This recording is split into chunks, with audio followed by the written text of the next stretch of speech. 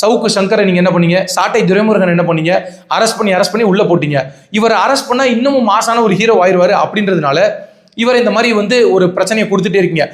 பொதுவாகவே திமுக என்ன பண்ணுனா ஆள் பார்த்து பிரச்சனையை கொடுக்கும். இப்ப விஜயா அவர் நேரடியா தலைவர்கள் திட்ட மாட்டாங்க, ஸ்டாலினோ உதயநிதி ஸ்டாலினோ பேசவே மாட்டாங்க. இன்று வரை ஒரு இடத்துல கூட அவர் விமர்சனம் பண்ணல. அண்ணன் சீமானா விமர்சனம் பண்ண மாட்டாங்க. ஆனா கீழ்நிலை இருக்கக்கூடிய அந்த மூன்றாம் தர பேச்சாளர்கள் இருப்பாங்கல்ல, ஒரு மாதிரி நேர்மையா ஒரு கண்ணியத்தோட ஒரு நாகரிகமா பேசாத ரொம்ப கேவலமா பேசக்கூடிய பேச்சாளர்கள் இருப்பாங்கல்ல, அவங்களை விட்டு ரொம்ப கேவலமான கருத்துக்களை பதிவு பண்ண வைப்பாங்க. இப்ப சீமானா மேடையில பேசிட்டு இருக்காரா, கீழே போய் பிரச்சனை பண்ணுங்க, அவங்க கட்சி நிர்வாகிகள் பேசுறாங்களா தடுத்து நிறுத்துங்க, பேச விடாதீங்க, அராஜகம் பண்ணுங்க, அட்ராசிட்டிஸ் பண்ணுங்க, இப்படின்ற ஒரு வளர்ப்புல தான் திமுக தொடர்ச்சியா இருக்கு.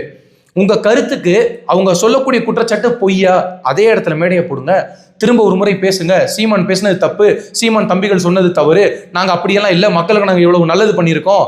எதுவுமே உங்கள்ட்ட கருத்து இல்லை. காரணம் என்ன, உங்கள்ட்ட தத்துவம் கிடையாது, கருத்தும் கிடையாது.